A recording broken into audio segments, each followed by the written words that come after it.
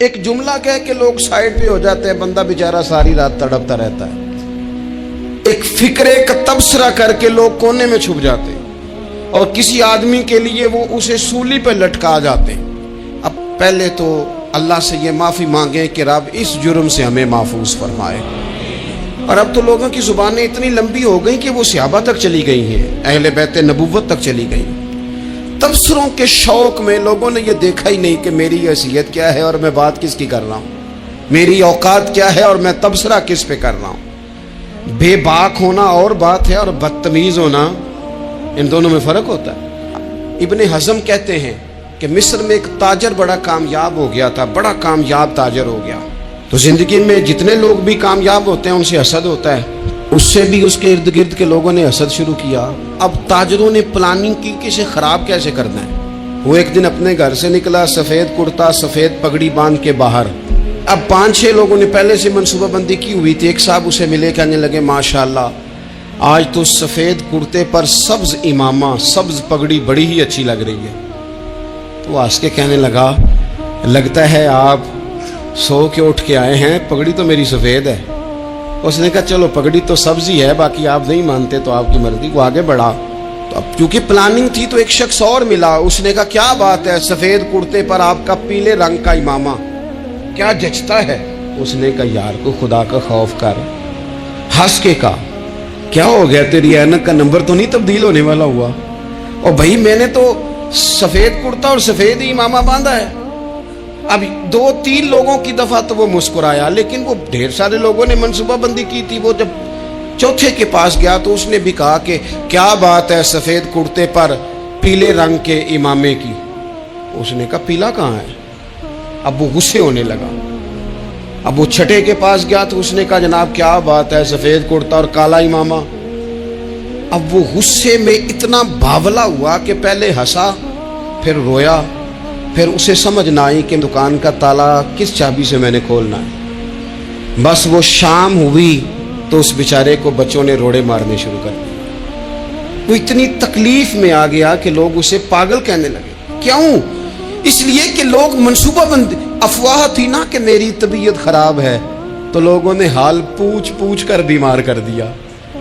لوگوں کی باتیں، لوگوں کے تبصرے، لوگوں کے کومنٹس۔ بولے امام شافعی فرمانے لگے لوگوں کی باتیں پتھروں کی طرح ہوتی ہیں، یہ روڑوں کی طرح ہوتی ہیں، اگر انہیں کمر کے اوپر رکھ لو گے نا تو یہ تمہاری کمر توڑ دیں گی، اور اگر تم ان کو اپنے پیروں کے نیچے رکھ لو گے تو تمہارا قد اونچا ہو جائے گا۔ بس دنیا میں وہ لوگ پریشان ہوتے ہیں جو لوگوں کی باتوں کو کندھوں پر سوار کر لیتے، جو پیروں کے نیچے رکھے، جو پاؤں کے نیچے رکھے ان کا قد۔ وہ پرانے زمانے میں نا عارف رومی رحمۃ اللہ علیہ فرماتے کہ ایک بیل گائے گر گئی تھی کنویں کے اندر، تو اب وہ لوگ اس کو نکال تو نہیں سکتے تھے، تو انہوں نے اس طرح کیا کہ مٹی ڈالنی شروع کر دی کہ اب بدبو آئے گی، پریشانی ہوگی، تو اس کو بند کر دیتے ہیں اندر ہی کنویں کو، کنواں نئی جگہ پہ کھود لیتے ہیں۔ انہوں نے جب اس کے اندر مٹی ڈالی نا تو وہ گائیں جو تھی وہ مٹی جھاڑ کے تو مٹی کے اوپر آ گئی، انہوں نے پھر مٹی ڈالی تو وہ تھوڑی اور اوپر آ گئی، اور مٹی ڈالی تو اور وہ مٹی ڈالتے گئے اور گائیں وہاں سے کنویں سے باہر آ گئی۔ لوگوں نے دفن کرنا چاہا، وہ باہر نکل آئی۔ اور میرے بھائی لوگ بھی اپنی باتوں میں دفن کرنا چاہتے ہیں، لیکن یاد رکھنا جو چمکنے والے تھے وہ چمکتے ہی رہے، جن کو اللہ نے عزت دی تھی ان کی گھٹائی کوئی نہیں سکا۔ یہاں تو میں نے یہ دیکھا ہے اس معاشرے میں کہ جھوٹے سے جھوٹا آدمی، اس کے بھی فالوور ہوتے ہیں، دغے باز سے دغے باز بندہ، اس کے بھی گویوں کے فالوور، اداکاروں کے فالوور، فلانے کے فالوور۔ اس کا یہ تو بھئی انسان کا مزاج ہے، ہر بندہ کانوں کا کچا ہے، کوئی تھوڑا زیادہ کچا ہے، کوئی تھوڑا کم کچا ہے، تو باتیں تو ہوگی، لوگ منہ میں زبان رکھتے ہیں تو گفتگو تو کریں گے۔ اب یہ اثر لینے والے پہ ہے کہ وہ اس کا اثر کس طرح کا لیتا ہے۔ ہمارے ہاں بڑے بڑے سمجھدار لوگ نفسیاتی ہو جاتے ہیں، بڑی بڑی سمجھدار خواتین نفسیاتی ہو جاتی ہیں، میری ساس باتیں کرتی ہے، میری نند باتیں کرتی ہے، مجھے فلانا باتیں کرتا ہے، مجھے فلانا۔ بھائی باتیں، جس کے منہ میں زبان ہے اس نے بات تو کرنی ہے۔ اب آپ نے کیوں یہ دعویٰ کر لیا ہے کہ آپ اتنے اونچے چلے جائیں کہ آپ کو بات ہی کوئی نہ کرے؟ کیا حرج ہے اس میں؟ اگر کوئی آپ کو بات کر دے تو کیا ہے، ہم کسی نے کر لی تو پھر کیا ہوا؟ اس کا اتنا اثر قبول کرنا کہ ساری رات سونا ہی نہ, پریشان ہو جانا. اور بعض لوگ ایسے ہیں جنہیں اتنی باتیں نہیں ہوتی جتنی انہیں ٹینشن ہوتی ہے. یعنی وہ دو بندے کونے میں کھڑے ہیں تو میری ہی بات کر رہے, اور بھائی وہ اتنا اہم نہیں ہے, انہیں کوئی اور کام بھی ہو سکتا ہے, تیری بات ہی انہوں نے کرنی.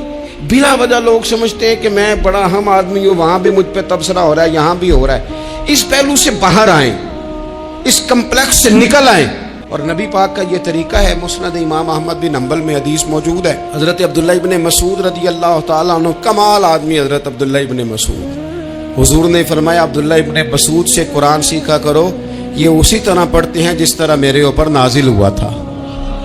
حضرت عبداللہ ابن مسعود کو نبی پاک علیہ السلام نے فرمایا درخت پہ چڑھ کے ذرا میرے لیے مسواک تو اتار دو. حضرت عبداللہ ابن مسعود کی پنڈلیاں پتلی پتلی تھی, ٹانگیں پتلی تھی, وہ درخت پہ چڑھے, ہوا چلی تو کپڑا تھوڑا ہٹ گیا, تو بعض لوگ ان کی پتلی پنڈلیوں کا مذاق اڑانے لگے, معاذ اللہ, دیکھو کیسی باریک باریک پنڈلیاں ہیں, کیا انداز ہے.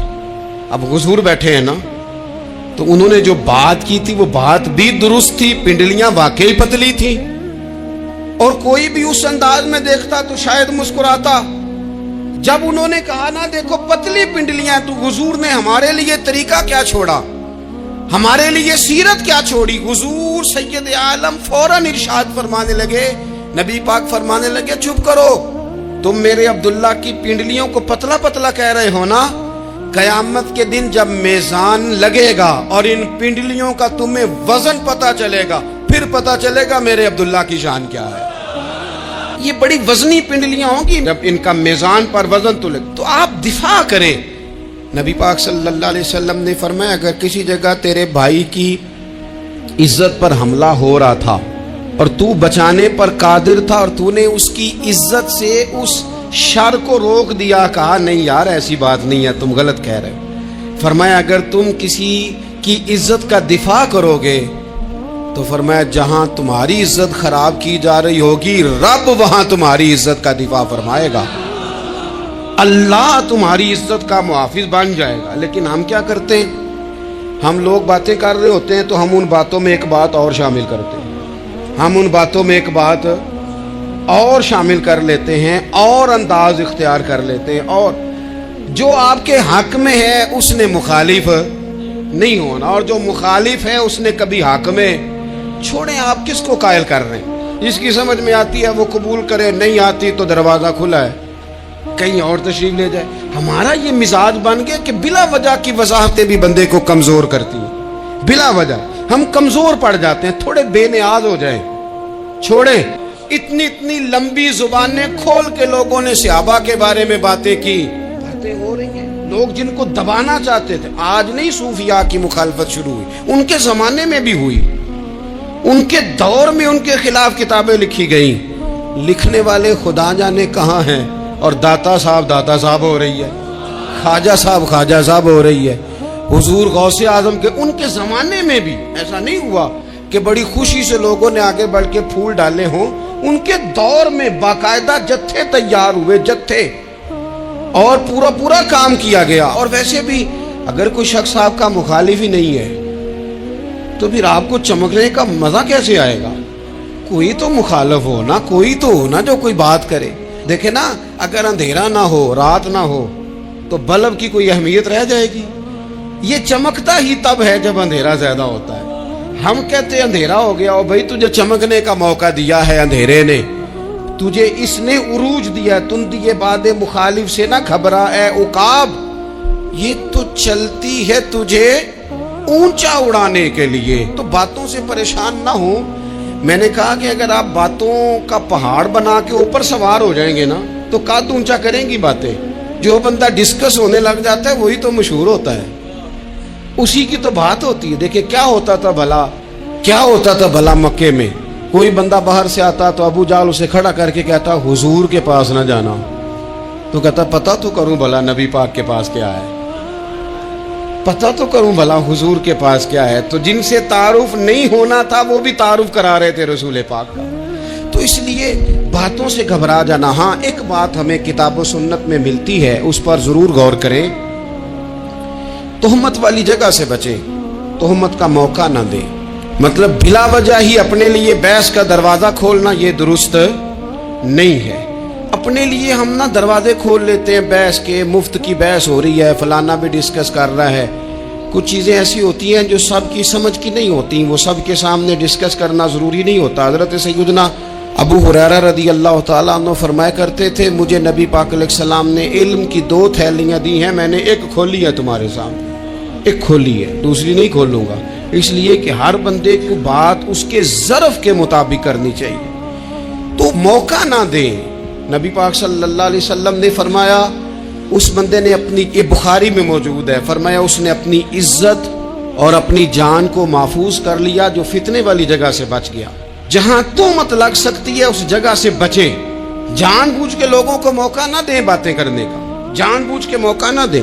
جامع ترمذی کے اندر حدیث موجود ہے، حضرت سیدنا عمر فاروق رضی اللہ تعالیٰ عنہ نے ایک موقع پر اجازت مانگی تھی نبی پاک صلی اللہ علیہ وسلم سے، عرض کیا یا رسول اللہ صلی اللہ علیہ وسلم مجھے آپ اجازت دے دیں، میں عبداللہ بن ابی سلول کی گردن اڑا دوں، یہ منافق بار بار آڑے آتا ہے، بار بار تکلیف دیتا ہے، آپ مجھے اجازت دیں میں اسے قتل کر دوں۔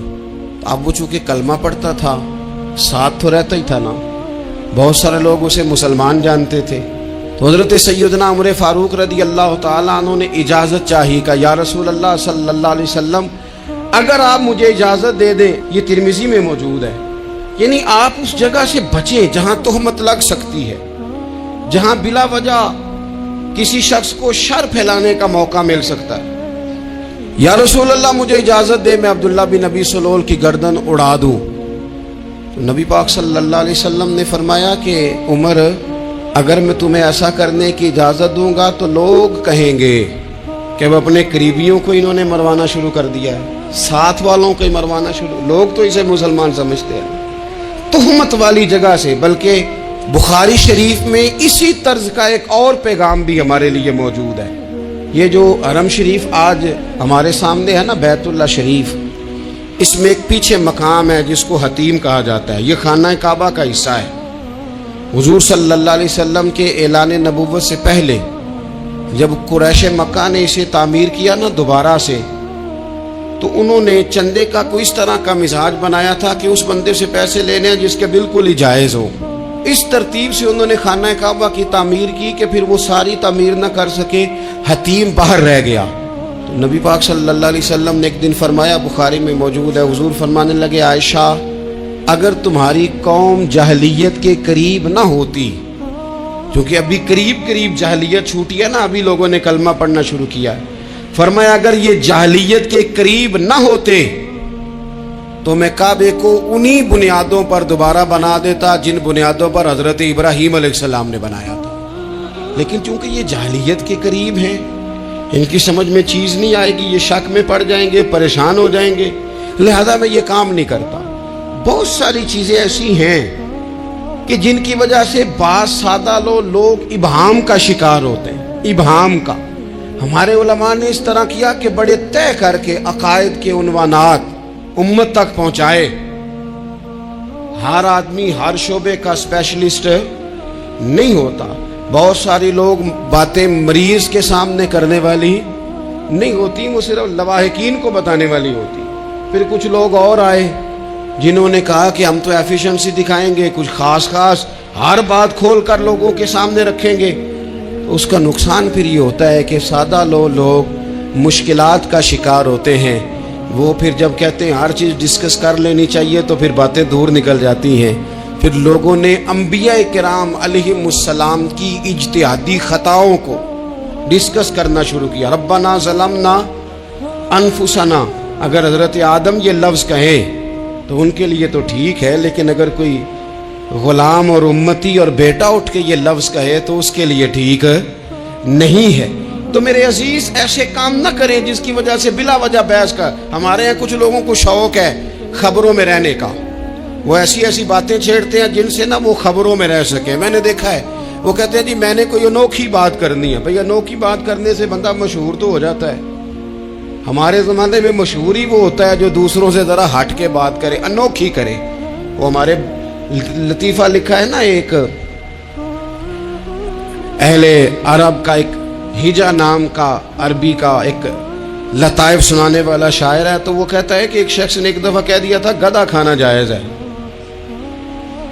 تو بڑے بڑے علماء اس کے گھر چلے گئے کہ بھئی کوئی دلیل، کوئی جزیہ، کوئی کہاں سے، کوئی کتاب، کوئی حوالہ، کوئی شے. اس نے کہا روز آؤ گے ایک ایک بندے کو بتاؤں گا، کٹھا ہی اسٹیج لگاؤ، ایک ہی دفعہ حوالے دیتا ہوں، روز نہیں دیے جاتے. وہ اسٹیج لگ گیا، دنیا جمع ہو گئی، جنہوں نے کبھی ٹائم نہیں نکالنا. تو یہ ذرا انوکھی بات جو کر رہا تھا، تو سارے لوگ آ گئے. تو وہ اسٹیج پہ چڑھا تو کہنے لگا مجھے جانتا کوئی نہیں تھا. چلو اب بدنام جو ہوں گے تو کیا نام نہ ہوگا.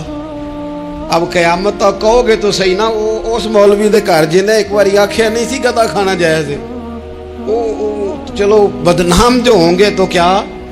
تو بہت سارے ایسے لوگ ہیں جو ہیں بدنام، پر چلو نام تو ہو گیا نا. بدنامی صحیح، شرارت صحیح، شیطانیت صحیح، لیکن نام تو ہو گیا. تو اس لیے کوئی ایسا انوکھا کام جس سے لوگوں کی، میں آپ سے بڑی گزارش سے عرض کروں، اعلیٰ حضرت بریلوی رحمۃ اللہ علیہ نا، لالٹین کے اندر مٹی کا تیل جلایا جاتا ہے ہمارے ہاں. تو مٹی کا تیل ظاہر ہے اس سے بدبو آتی ہے، تو مسجد میں وہ جلانا جائز نہیں تھا. تو ایک صاحب ارنڈی کا تیل لائے، وہ خوشبو والا ہوتا ہے. وہ لا کے انہوں نے نا اعلیٰ حضرت بریلوی رحمۃ اللہ علیہ کو لالٹین میں ڈال کے دیا اور کہا کہ یہ مسجد میں اس کو جلاتے ہیں چونکہ اس کے اندر سے خوشبو آتی ہے، بدبو نہیں آتی. تو وہ جو شرعی عذر ہے نا، حضور نے فرمایا کہ جمعے والے دن غسل کر کے آؤ تاکہ کسی کے پسینے سے ایک دوسرے کو تکلیف نہ ہو. کچا لہسن پیاز کھا کے مسجد آنا اس لیے منع کر دیا گیا کہ منہ کی بدبو سے تکلیف ہو. تو مسجد میں کوئی ایسی چیز جو بدبو کا باعث بنے منع ہے. اب انہوں نے وہ تیل لا کے لالٹین میں ڈالا جس سے خوشبو آتی تھی اور لالٹین بھی روشن ہوتی تھی. تو اعلیٰ حضرت فاضل بریلوی رحمۃ اللہ علیہ اپنے اس خادم سے فرمانے لگے کہ اب لوگ تو آئیں گے نا، تو ہمارے علاقے میں تو ساری دنیا مٹی کے تیل سے ہی چلاتی ہے، تو اب آپ نے ایک خوشبو والا تیل لا کے ڈال تو دیا ہے اس کے اندر لالٹین میں، پر یہ لوگوں کو بتائے گا کون کہ یہ تیل وہ نہیں ہے. لوگ تو یہاں سے دیکھ کے جائیں گے اور جا کے کہیں گے کہ اتنے بڑے عالم کی مسجد میں اگر جل رہا ہے تو ہم کیوں نہ جلائیں. تو فرمانے لگے وہ شخص کے حضور پھر حال کیا ہے. فرمانے لگے آپ فرضوں کا سلام پھیر کے دعا سے پہلے لالٹین کے پاس کھڑے ہو جائیں اور جو بندہ گزرے اسے بتاتے جائیں کہ یہ مٹی کا تیل نہیں، یہ مٹی کا تیل نہیں، یہ مٹی کا تیل. ہر شخص کے ذہن تک بات اتر جائے تاکہ لوگ کسی ایسی چیز کا شکار نہ ہو جائیں جس سے کہ ان کے مزاج میں کوئی غیر شرعی چیز عروج پکڑ لے. تو میرے عزیز، ہم نہ کچھ بدگمانیاں لوگوں کے اندر لوگ ڈالتے ہیں. ہمارے ہاں بالخصوص پاکستان میں جب سے سیاسی فرقہ واریت شروع ہوئی ہے، سیاسی، ہماری قوم کا مزاج اتنی بری طرح خراب کیا گیا ہے. ہمارے نوجوان بچے جو بڑے سنجیدہ پڑھے لکھے، ان کی گفتگو اپنے سیاسی مخالف کے بارے میں اتنی لوز کر دی گئی ہے، اتنی کمزور کر دی گئی، اتنی خوفناک کر دی گئی ہے کہ اس طرح تو کبھی نہیں ہوا تھا. یہ مزاج جو لوگوں کو دیا جا رہا ہے، قومیں اپنے اخلاق کے طور پر زندہ رہتی ہیں. بد اخلاقیاں کبھی بھی انسانوں کو اونچا کر سکتی، پیچھے رہ جاتے ہیں لوگ. تہذیب کسی سوسائٹی کا حسن ہوتا ہے، اور اگر ایک سیاسی مخالف کے لیے آپ کا یہ والا مزاج بن جائے، اپنے سیاسی قد کو اونچا کرنے کے لیے آپ ان چیزوں کا سہارا لیں، یہ درست نہیں ہے. اخلاقی رویے میں کہوں گا کسی بھی سیاسی جماعت سے وابستگی ہے وہ 100% رکھے جو اس کی سمجھ میں آتی ہے، لیکن اپنے اخلاقی مزاج کو کبھی کمزور نہ ہونے دے، اخلاقی رویہ کبھی کمزور نہ ہونے دے. یہ کیسے ہو سکتا ہے؟ دیکھیں، ابو جہل، ابو لہب، عتبہ، عتیبہ، شیبہ، وہ وہی باتیں کر سکتے تھے جو ان کے مزاج کی تھیں، جو آج تک لوگ کسی بھی دیندار کے بارے میں کرتے ہیں. تو انہوں نے وہی باتیں آ کے کی تھی جناب ابو طالب کے ساتھ. انہوں نے کہا تھا کہ اگر معاذ اللہ ان کو دولت چاہیے تو ہم دیتے ہیں. بڑے سے بڑے مخلص آدمی پر آج لوگ دعویٰ نہیں کرتے کہ دولت کے لیے لگا ہوا ہے. انہوں نے کہا دولت چاہیے تو دیتے ہیں، اگر کسی خاتون سے نکاح کرنا چاہتے ہیں تو کرا دیتے ہیں، سرداری چاہیے تو دے دیتے ہیں. اب یہ سوچ ہی اتنی ہے، اس سے آگے جاتی نہیں. وہ معاذ اللہ حضور کے بارے میں اور بھی باتیں کرتے، یہ شاعر ہیں، یہ جادوگر ہیں، یہ فلاں ہیں. لیکن میرے نبی پاک علیہ الصلوۃ والسلام نے کبھی بھی ان کی ذاتی زندگی کو ڈسکس نہیں کیا، کبھی نہیں کیا. ابو جہل شراب پیتا تھا، لیکن حضور نے کبھی سوسائٹی میں یہ بات لوگوں کے سامنے بیان نہیں کی.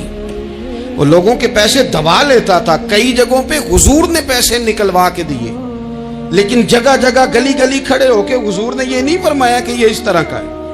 آپ اپنے مخالفین کے بارے میں ضرور کلیم کریں, ثبوت کے ساتھ ضرور بات کریں, یہ ضروری ہے, لیکن آپ کا رویہ اتنا گرا ہوا نہیں ہونا چاہیے کہ لوگ سمجھیں کہ یہ قوم تو اخلاق سے ہٹ گئی ہے. آپ اختلاف کریں, لیکن اختلاف کے بھی آداب ہوتے ہیں. اس ادب کے دائرے کے اندر رہ کے صحابہ کے بیچ بھی رائے کا اختلاف ہو جاتا ہے, ہو جایا کرتا ہے. حضور اس اختلاف کو قبول کرتے, بھئی ہو جاتا ہے رائے کا اختلاف اپنوں میں, لیکن اس کے اندر انسان توہین پہ اتر آئے, اس کا لہجہ اس طرح کا ہو جائے جس طرح کی بازاری گفتگو کی جاتی ہے, تو محسوس ہوتا ہے کہ یہ تربیت کا فقدان ہے.